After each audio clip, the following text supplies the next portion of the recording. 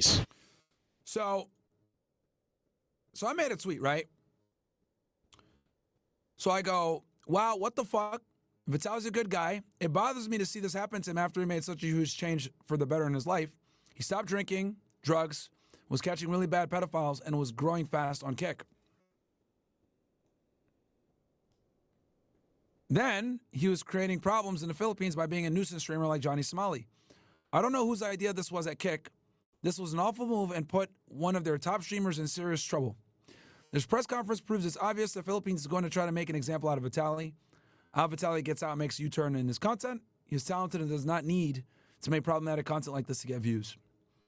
And this kind of encapsulates my position on this. So, as you guys know, and I'll show you guys instead of just saying it, if you go ahead and you search Vitaly right now, right? We're going to go ahead and search Vitaly. All you're going to see, bam, Osmond Gold, Jamari, Legal Mindset again, Atazi, Ben Wise, all these people, look at this, are basically covering H3 Podcast made a video. Like, all these people are making videos bashing Somali. Obviously, Atazi, the video we just watched, right? Which, and the reason why I played this one, because this is the most popular one. This is why I picked this one. But there's like a bunch of them, right? So the reason why I wanted to do this video today, guys, because I actually battled with myself if I was going to do this. But I think it's kind of necessary for me to do it because, as you guys know, I do have a personal relationship with Vitaly. I know him pretty well. And I knew that he was going to get a whole bunch of bad press here. So I kind of want to give you guys another perspective because everyone is going to use this to shit on him. Oh, he's so stupid. He's an idiot. Why is he doing this? Blah, blah, blah. But, you know, I want to kind of give you guys the other insight. So I think it's important for you guys to understand that Kick, okay, is a platform that was created to compete against Twitch, right? They're basically fighting for the same market share. What is their market share? Gamers and younger viewers that want to get IRL streams, which is what they're mostly for, gaming streams, etc. Think of it as supposed to be a cooler version of Twitch. It's basically like the functional equivalent of like what Rumble is to YouTube. YouTube has political commentators, but Rumble is where you go if you actually want to get real political commentary from right-wing influencers. Does that make sense? Like, Rumble is where you go to get conservative political commentary. It's way better than YouTube. This is why every time there's a big event going on in the GOP or the Republican Party or an election or some major political event is going down, Rumble always destroys YouTube when it comes to viewership, live viewers, analytics in general, right? So what Rumble is to YouTube, Twitch is to Kick. So in order to be able to compete with Twitch, what Kick did was they brought a bunch of big streamers, content creators, etc. to their platform, right? The biggest one we know is Aiden Ross. As you guys know, Aiden Ross was banned off of Twitch roughly 2 years ago. And he went over to Kick and is, you know, a big reason why Kick is a household name when it comes to streaming now. You know, and he brought a bunch of other people over, like, you know, Neon, Vitaly, Sneeko, etc. And you see a lot of streamers are over there on Kick, right? I mean, hell, even Nick Fuentes streams on there every now and then. So Kick is, you know, absolutely, you know, when it comes to the younger audience, IRL streams, etc., it is a healthy replacement for Twitch with their ban-happy guidelines. So in an effort to compete with Twitch and garner the attention of a young audience, Kick has invested not only in their streamers and giving them deals, but they've also invested in giving these streamers access to certain things. I'll give you an example. They invest in Aiden Ross's boxing events. They pay for Vitaly's camera crew to go out and catch the pedophiles. They support Neon's efforts to do IRL streams with celebrities, right? They help Aiden Ross secure guests like Playboy Cardi for an interview. So one thing I will give Kick credit for is they're willing to put money behind their creators to get exclusive content, right? In an effort to be competitive with Twitch and YouTube as well. So, and the reason why I'm describing this to you guys is because I want you guys to understand where VITALY is coming from here. So, obviously, that puts an enormous amount of pressure on their creators to make content and get views. Now, the other thing that Kick does is they rely heavily upon gambling. Okay? Well, Steve will do it over there too, I think, since he got banned off of YouTube. So they rely heavily on gambling. And the reason why is because the gambling, stake, etc., is what gets them a lot of the money. Now, you guys know how I feel about gambling. I'm not a fan of gambling at all. I think it's degenerative and absolutely terrible. Never gambled once in my life. But that is how Kick is able to fund a lot of these things that they do, where they basically set up things for their creators to generate views. So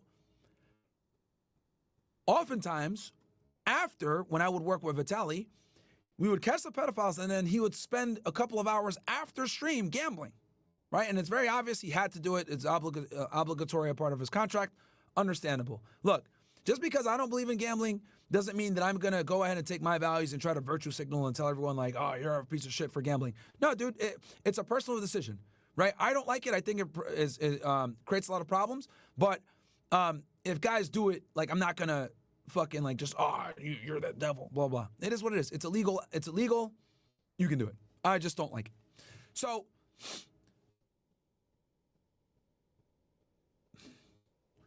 with this enormous amount of investment that the Kick platform makes into their creators, they have quite a bit of say-so in the content creation. I'm going to say that again. Since Kick invests so heavily into their creators to set things up and make things happen, they control a good amount of the content creation on their platform from their creators. So I don't know what happened. I'm speculating here. I want to be very clear about this. I'm speculating. But what I predict is, or what I think, was the pedophile stuff started to create issues for Kick when VITALY was running around catching these guys. And the reason why is because not only would VITALY catch these guys, a lot of the times he would embarrass them, shave their head, make them eat, like, the world's spiciest gummy bear, funny shit.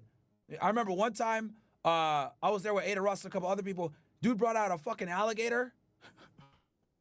He brought out an alligator on one of the Predators. Like, funny shit like that. But obviously, doing outrageous shit like that might lead to legal ramifications. So what ended up happening was some of these pedophiles came back and actually started suing VITALY and Kick. How do I know this? Well, I know this because one of VITALY's security guys, right? Nice dude. I won't say his name, but I don't think he'll care. Whatever. I might have slipped up a little bit. I think he wouldn't mind because he's actually been on camera. You guys have seen him before, and people say his name. So his name's Alvin. A great guy. If you guys watch the IRLs, you'll see him all the time. But long story short is, he told me that he got named in a couple of lawsuits from these, pedophiles that they had caught. So if he's getting named and he's the security, I already know that they're, going after VITALY and Kick. So what I predict, right, me just kind of coming to my using common sense here, because he stopped doing the pedophile stuff and he went to Bali and all he did was gamble in the IRL stream there. So to me, I looked at it like, okay, Kick probably doesn't want to keep supporting this kind of content because it's creating problems for them legally. So he went over there, was doing the Bali stuff. Maybe it wasn't hitting the same.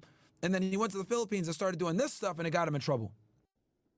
Now, why is it so important for me to bring this shit up to you guys? Because I want you guys to get VITALY's perspective here, where he is on a platform that's competing for views that doesn't necessarily want to support the endeavor he was doing before, which I think was a lot more noble and righteous, where he was going after pedophiles. And like I told y'all before, running a camera crew to catch these pedophiles is extremely labor intensive, right? Because I've been out to 4 to 5 of these different things, catching predators with them, and I see behind the scenes of all the camera guys, all the equipment that they're using, like the lights, everything else like that, having celebrities pull up in the middle of the stream. Like, it's a whole production process, guys. It is not easy. You can't do that yourself. So the fact that Kick pulled the plug on this stuff from him put him in a position where it's like, all right, well, I still got to make content. What am I going to do? Kick isn't supporting me here. And that's what I think kind of led to this situation. Now, I know what a lot of you guys are going to say. Well, Myron, he didn't have to do that. You know, he could have done something else, whatever. And I would agree with you on that. I don't think that going the nuisance streamer route was the way to go. I think it was a bad idea. I would agree with you on that, right? Because I do think that VITALY is very talented, very smart, very funny, very entertaining, and he could have used those talents in another way. And I wish, like, if I had known that he was doing this shit when I was on the phone with him, texting him back late March, I would have told him, bro, you need to stop. But I didn't know he was doing this shit, right? So that's kind of what I think led to the events that you guys see now, behind the scenes stuff with Kick. So he's doing the Predator stuff. It's doing great. Celebrities are pulling up. We're arresting motherfuckers. I'm out there a few times. It's fun, right? We're trolling. They're eating gummy bears and shaving heads, but it's entertaining. And these guys are getting locked up for the most part. Some of them didn't get locked up. Some of them did. But once Kick pulled the plug because they got tired of the lawsuits, etc., I think that's what put VITALY in this position where it's like, all right, well, even if I wanted to keep doing the Predator stuff, I don't have the resources to be able to keep making this happen. So it is what it is, man. He could have went about it way better, though. Could have went about it way better. And for those of you that are saying I'm making excuses for VITALY, I'm not making excuses. I'm giving you guys the perspective and the background of what's going on. Still inexcusable. Don't get it twisted. It's inexcusable to do this. But I do think it's important for you guys to kind of understand the background of what's going on here. That's all I'm doing. Not justifying it, not saying, oh, yeah, you know, he was justified in doing this shit. Hell nah. It was ridiculous. And I wish I had known. I would have told him, bro, stop being an idiot. Don't do this. But I'm giving you guys a perspective from the behind-the-scenes stuff of what was going on that led to this. Right? So I think that's important because a lot of people aren't going to talk about that side. Because he is a good guy, man. He really is. And it bothers me to see him go through this right now. You know, I hope he gets out of jail. I hope, you know, the Filipino government gives him a little bit of leniency and he's able to get past this. And, you know, obviously, you know, if he does, I'm going to definitely have a private talk with him and tell him, like, hey, man, you can't do this shit. But yeah, man, it just sucks. When I got the news, I was like, damn, bro. You know, and I know everyone is going to, like, kind of, you know, use, like, oh, whatever. Like, you know, we're going to fucking, you know, click farm this shit and go after VITALY. But I don't feel as though it would be fair if I didn't tell you guys a lot of the stuff going on behind the scenes, which these other streamers none of them are going to cover this. None of them are going to tell y'all, like, what's going on with Kick, what led up to this, etc. Again, I want to be clear about this. It's not an excuse to do what he did. It's not an excuse at all. This is still completely inexcusable. Harassing civilians, stealing fans, doing all this shit, completely inexcusable. But I do think that I owe it to you guys for you guys to know the full picture of what led up to this. That's all, man. So, yeah. Should have known better, man. And it really bothers me to see this because, you know, he had, like, gotten over drugs. He stopped drinking. He was sober for years. He changed his life around. He got his debt paid down. Like, it really bothers me to see someone that was, like, just rising back up, like, getting his reputation back. You know what I mean? People loving him, people liking the videos, people engaging. Like, it really bothers me to see someone's downfall like this. Like, I know a lot of YouTubers like, oh, yes, I love it when other people have a downfall. But for me, like, that's not how I am. If I know you and I like you, right, I could condemn your actions while still standing by you, right? But, like, it just sucks because in this situation, I know every YouTuber is going to, like, kick him while he's down and talk shit, and no one's going to talk about what I just told y'all when it comes to the Kick stuff. Right? And especially all the fucking obstacles he had to go through to fix his life. Dude was in debt. He was in jail. He had a really bad low, man. Addicted to drugs, alcohol, and he turned all that shit around, man. And he had, like, a great fucking come up, catching pedophiles, whatever. So I don't know why the fuck he would do this shit. That's what pisses me off. It's like, fuck, man. Like, no one at Cook could have, like, told him, hey, bro, don't do this shit. We're going to ban you. Like, what the fuck? It wasn't until he got arrested that Kick took action. It wasn't until it hurt their bottom line that they took action. But they're the ones that pulled the plug on his pedophile shit when he was, like, catching these dudes. Again, Not justifying it, but just explaining to you guys the background. Because I do think that this is important, and none of these other YouTubers that are making hit pieces, none of them are going to cover this. None of these dudes are going to cover this. So, look, people could put L. Myron in the chat, whatever. I stand by my friends. I stand by my people. Y'all don't have to like it. I don't give a fuck. But I'm going to give you guys another perspective while everyone else tries to demonize this guy and make him look like a piece of shit. So, whatever. Might be an unpopular position. You guys go ahead and put El Myron in the chat.